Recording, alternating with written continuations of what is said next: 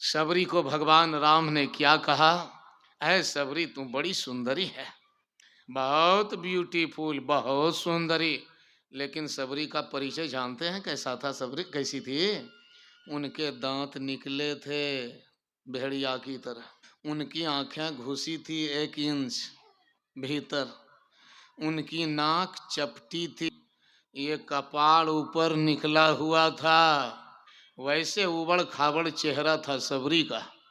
और भगवान ने घोषणा कर दी, ऐ सबरी तू बहुत सुंदरी है। मतलब क्या है? कोई दूसरा सोचेगा तो कहेगा राम का दिमाग गड़बड़ा गया था।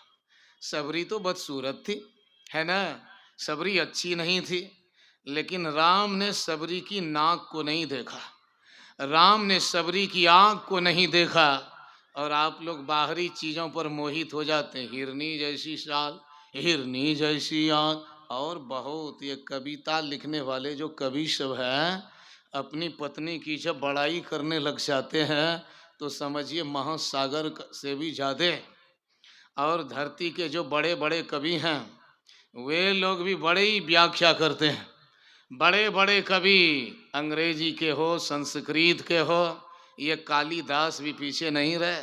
इन्होंने भी इतनी बड़ाई की, आप पढ़ कर के हैरत में पड़ जाएंगे।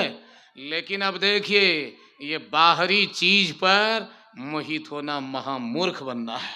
भगवान राम ने सबरी का कौन सा चेहरा देखा है? भगवान राम ने सबरी का भीतरी चेहरा देखा है। और उसी चेहरे को देख करके कहते हैं, अरे सबरी तुम तो बहुत अच्छी हो जी, बहुत अच्छी हो। तुम ना कहती हो अधम दे अधम अधम, तुम बोलती रहो। और सबरी भी जानती है कि मैं अच्छी हूँ, लेकिन उनको राम से बोलवाना है, सर्टिफिकेट पाना है सबरी को। राम से बोलवाना, राम यदि बोल दिया तो सर्टिफाइड हो जाएगा ना जी, ये बात सत्य हो जाएगी कि नहीं होगी। इसलिए सबरी जानबूझ करके कहती है। भगवान राम ने क्या कहा? सबरी तू तो पारंगत है, भक्ति में तुम निपुण है। अब जो निपुण है, पारंगत है, मतलब क्या हुआ? वही परमात्मा है, कोई दूसरा नहीं, सब कुछ जान रही है सबरी। लेकिन वो सबरी क्या कह रही है? अधम ते अधम, अधम मति नारी, तीन में मैं मति मंद अघारी। बहुत आदमी कहते हैं कि सबरी जो है अपनी बड़ाई नहीं करना चाह रही है, अपने को नीचा साबित करती है, दिखाती है, और ये भक्त के लक्षण है। हो सकता है यह भी एक कैरेक्टरिस्टिक लक्षण हो, लेकिन इसका दूसरा और भी अर्थ है। यही भक्त कहा करता है अंत में। गुरु महाराज ने क्या कहा? तुम वही में ही प्रश्न पुनि रहते नहीं, ऐ परमात्मा जो तुम है वही मैं हूँ। बाद में है ना, अब कोई प्रश्न बचा नहीं, कोई प्रश्न नहीं बचा है। ये भक्त अंत में ये नहीं कहा करते हैं कि मैं ऐ भगवान तुम्हारा भक्त हूँ, बल्कि ये बोला करते हैं, अरे मैं ही खुदा परमात्मा, तुम हूँ मैं, कोई दूसरा नहीं है। समझ गए?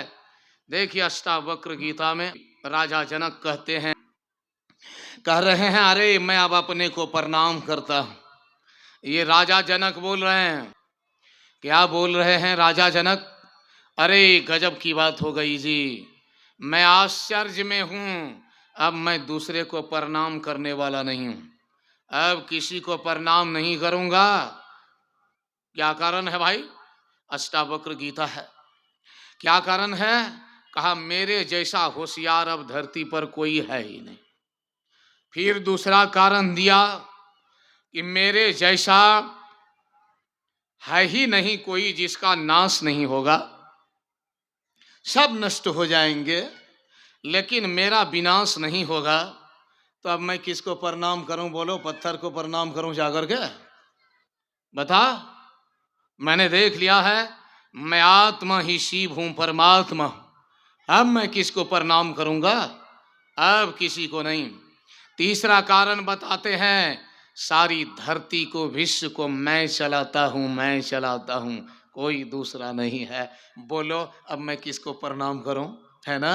क्वचिन नागंता नागंता व्याप्य विश्व मवस्थिता, मैं कहीं आता जाता नहीं हूं, सारी सृष्टि में मैं हूँ। अब बोलो किसको प्रणाम करें जी, बता। अब कोई दूसरा परमात्मा खुदा नहीं बचा है, अब किसको प्रणाम किया जाएगा? तो भक्त ये भी बोल रहे हैं अहम ब्रह्मास्मि, मैं ही परमात्मा, जिसको कहते हैं खुदा हम ही तो हैं, मालिके अर्जो शमा हम ही तो हैं, तालिबाने हक जिसे है ढूंढते, अर्श पर वो दिल रुबा हम ही तो हैं। नार में काक में माह में सदा, मेहर में चलवा नुमा हम ही तो हैं। खाको आबो बादो आतस और गिला, जुमला माँ दर जुमला माँ हम ही तो हैं। क्या कह रहे हैं? कौन किसको सर झुकाता अपने आप, जो झुका जिसको झुका हम ही तो हैं। कहते हैं अरे यार सुनो, जिन्होंने खोजा, का बहुत दिन से खोज रहा था परमात्मा को, लेकिन अब राज मालूम हुआ है, अब राज रहस्य मालूम हुआ है। क्या? जिसको खुदा कहते थे वो मैं ही हूं और कोई दूसरा नहीं है। देखिए क्या बोल रहे हैं, क्या कर रहे हैं। और राम ने क्या कहा? भगवान राम ने सबरी को क्या कहा? मम दर्शन फल परम अनुपा, जीव पावनी सहस्वरूपा। जो मुझे देखता है वो जीव समझो अपने को देख लिया। मतलब क्या जीवा जी? अब भगवान को देखना, अपने को देखना, अपने को देखना, परमात्मा को देखना, मतलब समझ जाइए आप कौन हैं। ध्यान रखिए आप कौन हैं, ध्यान रखिए कौन हैं आप। वही वही वही परमात्मा, कोई दूसरा नहीं। तो हम आप सब वही हैं। ये सबरी यूं ही बोल रही है कि मैं अधम हूँ, नीच हूँ, नीच हूँ, नीच हूँ। लगता है England, America, Oxford, Toronto university से वे नीचता की डिग्री लेकर आई है सबरी।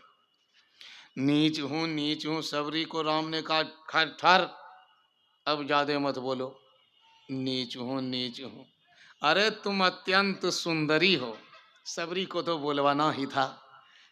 सबरी तो चाह ही रही थी कि राम किसी तरह बोल दे, ताकि दुनिया के आदमियों को भी पता चल जाए कि सब के सब भीतर से सुंदर हैं, अच्छे हैं, महान हैं, ज्ञान का खजाना है, और उस परमात्मा का समझिए दूसरा स्वरूप है। तो हम आप क्या है? वही हैं, वही परमात्मा, कोई दूसरा नहीं। लेकिन इसकी जानकारी हमें नहीं है। जान रहे हैं आप लोग? है पता?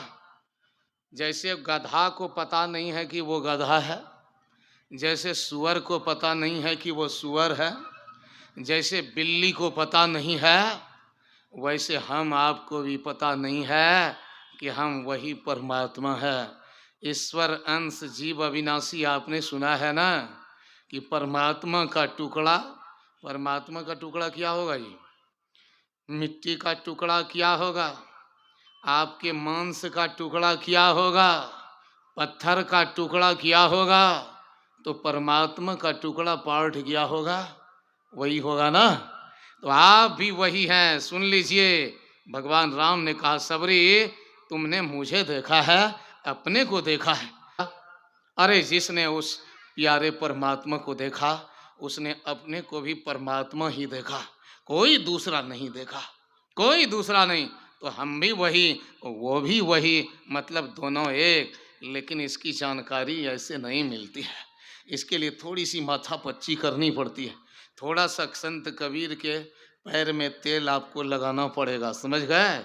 महर्षि के पास, महर्षि मेही के पास जाकर थोड़ी सी नाक रगड़नी पड़ेगी, उनकी विनती करनी पड़ेगी, उनसे प्रेम करना पड़ेगा। और उनसे जब आप प्रेम करेंगे तो रास्ता बतला देंगे कि लो जी ऐसे होता है।